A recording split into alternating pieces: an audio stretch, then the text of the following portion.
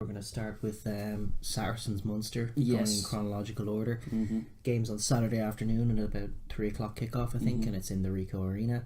Yeah, that's mental. For first off, why is it in the Ricoh Arena?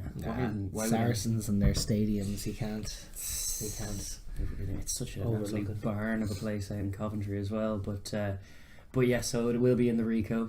Joy. There will be many Munster fans there. There will as well, and it's going to be a tough enough game. See, like we saw this fixture. Well, not quite though, but the inverse where Munster were at home a few years ago, and Sarries kind of just showed themselves to be a bit of a gulf apart when it came down to it. Despite it being tight in the first half, with Munster being ferocious to get the upper hand physically, you always got the sense that it's like Munster weren't scoring any tries for this dominance, and eventually the class was going to tell, and that's kind of what happened. And this time, the fact that it's Sarries at home probably skews it a little. There are some losses for Sarries. They're missing Brad Barrett in that midfield.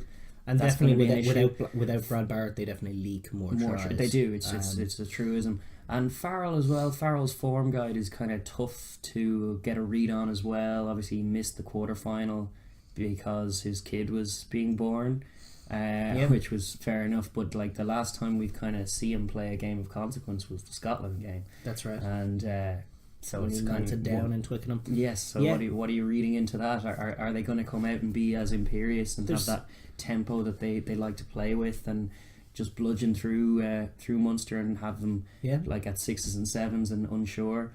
Or will Munster be able to harry and disrupt all that? And if they do, what picture does it take? It's certainly got avenues for success for both sides. I definitely think Saracens are favourites. Mm-hmm. If you just look at quarter-final form, I know Munster are trying to find something now, but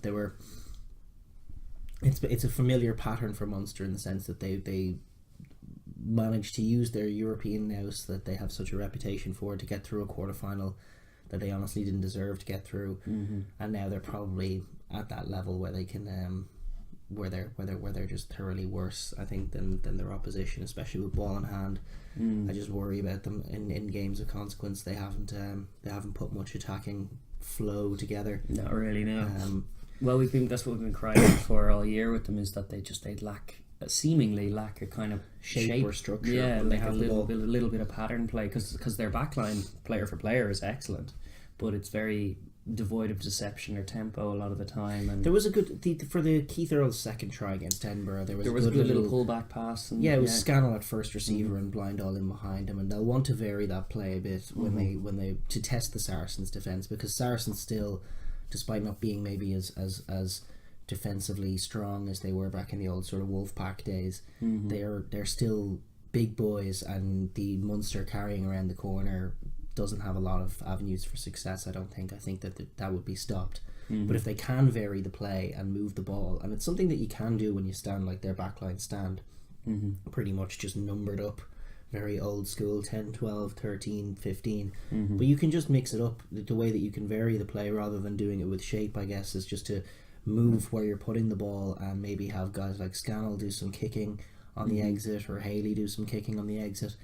Just move the point of where you're attacking and keep that Saracens defence honest, because it's less of an aggressive blitz than it was, and certainly kind of fans out and covers the width of the pitch these days as well. But that's the point, is just keeping them out there, keeping mixing it up, and then attacking when the holes are there. That's the key to what Munster are doing when they have the ball. A lot of disruptive work when they don't as well. They have to slow Sarries down. Yeah, that's the main key. I mean, I think the way that the main crux of how this game is going to be decided is going to be what happens when Saracens have the ball. If Saracens can dictate the tempo, if they can get their rhythm going, if they can get some offloads through the tight, just winning that carrying game and giving an even platform, their attack has so much variation in it and so much quality in it that I don't see Munster being able to just live with the scores they'll rack up. Yeah, exactly. And they won't, if it becomes a game where Saracens are in groove and they're finding space and they're finding line breaks and they're finding ultimately tries, I don't know if Munster will have the response. So the winning picture for Munster is if Saracens have the ball and they can slow it up, they can get some Peter O'Mahony turnovers, they do that big European lift yourselves. We have the Munster faithful in the stadium who've drowned out the Saracens home fans, and all of a sudden we're winning contacts and we're driving them back, and Saracens don't know what they're doing with the ball. They're aimlessly kicking, loose maybe offloads, a big Peter O'Mahony steal, that kind of thing. That's what Munster will be looking to bring, for sure. And that's what they've built their reputation this season on, their defence, and it'll be that wins them the game if it's to be that way. It's probably the most in flow and in sync attack against the most maybe Toulouse, you could say, probably, possibly, this and year against the best defence probably in the competition. So it's definitely a fun matchup in that regard. For sure, yeah. It's just the fact that it's away from home as well. I mean, I don't think that's as big a factor as you think, but I think Munster are going to have a huge, as they do when they go away to England, they're going to have a huge travelling support. Yeah. Saracens not the most famous fans. And I don't think that's going to be any material advantage for Saracens, to be honest with you. They won't have the Thomond Park factor. True. But I think as a game of rugby, I think they're as likely to win probably as they would be if it was in the Aviva. Yeah, possibly true. It's it's interesting just with Sarries this year, because they've been rotating a lot more of their players, and we haven't actually seen Farrell dictating things a lot for the last little while from 10. We've seen a bit more of Alex Good from 10 in the last few weeks, and a few others as well, like other names you wouldn't have even heard before the Barrington season. at loose head. And like Tompkins now in the centre coming in a lot as well, and it's good. It's positive signs for the club overall.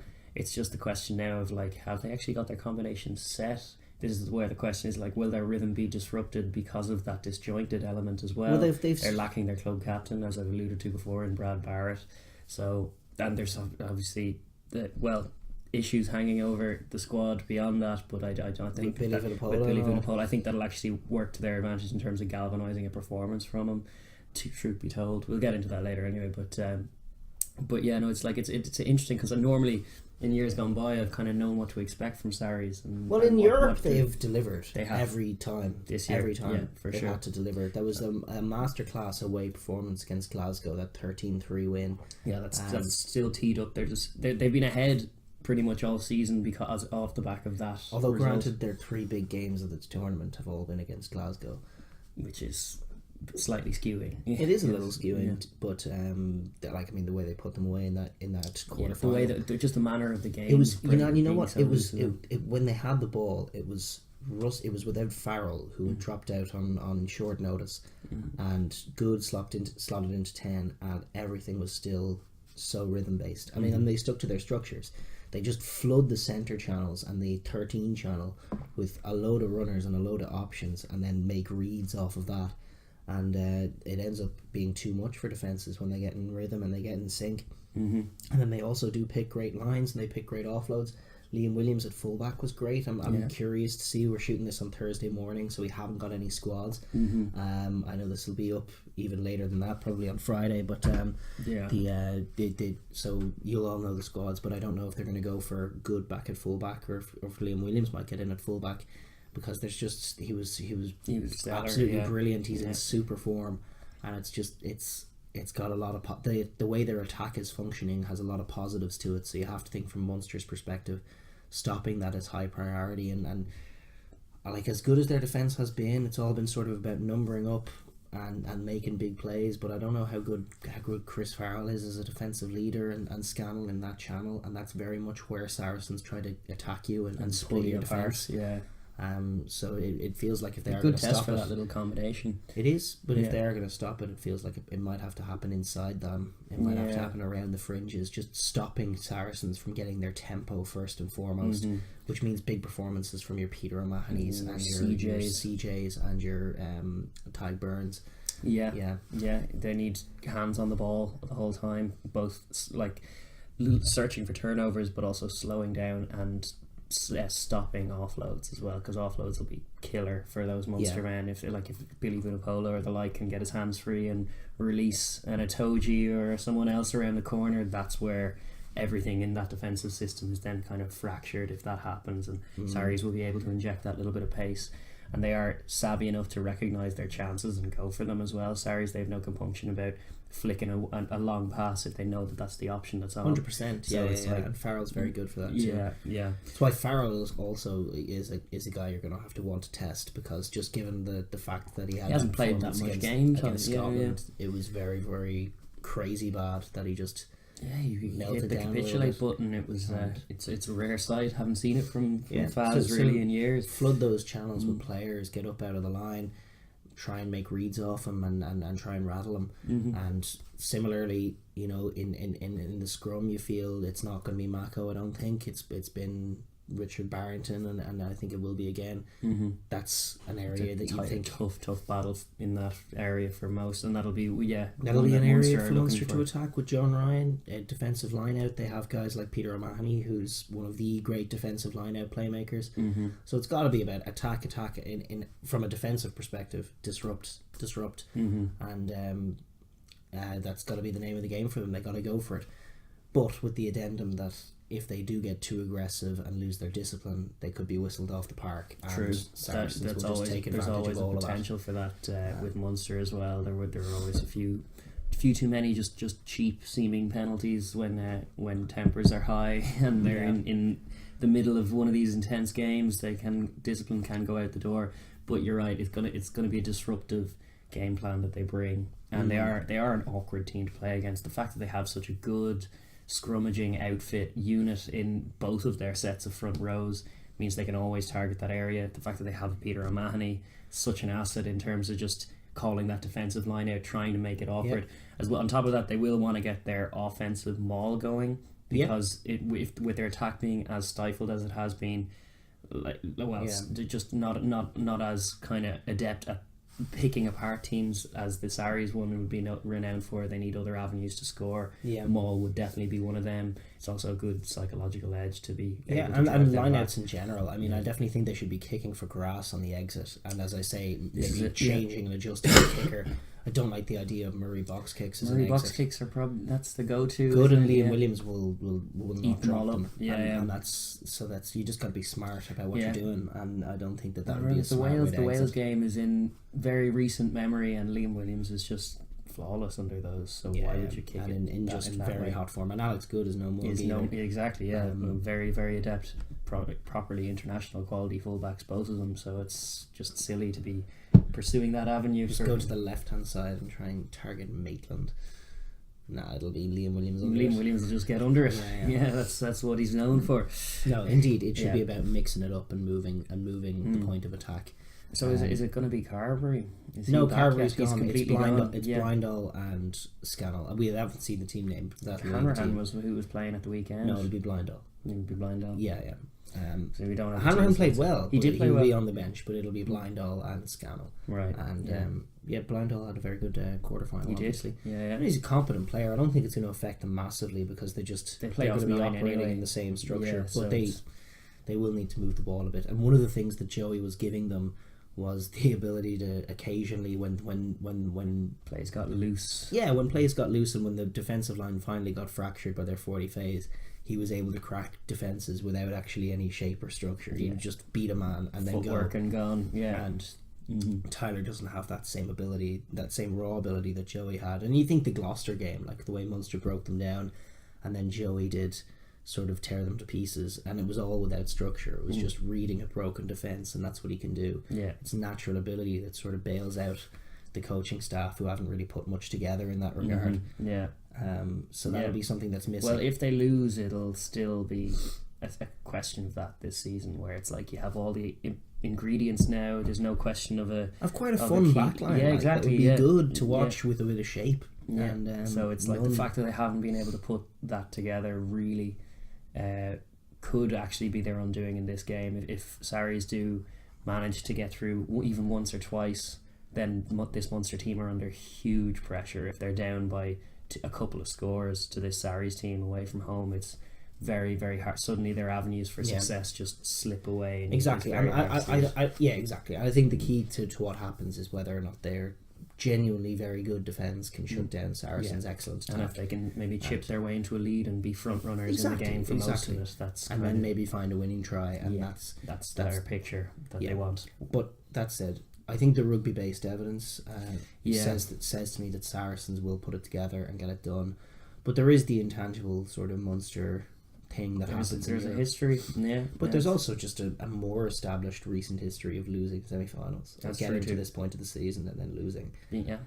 But they're gonna. It's make or break this year, I think. Like with Murray turning 30 and everything, it really feels like if it's not going to happen now, when is it going to happen for this team? Them? Yeah, it's true. It's an interesting point, but it is semi-final time, and they're aware of that. These are their own separate entities that can be turned over on a day. It's like any team can show up come semi-final time and do it.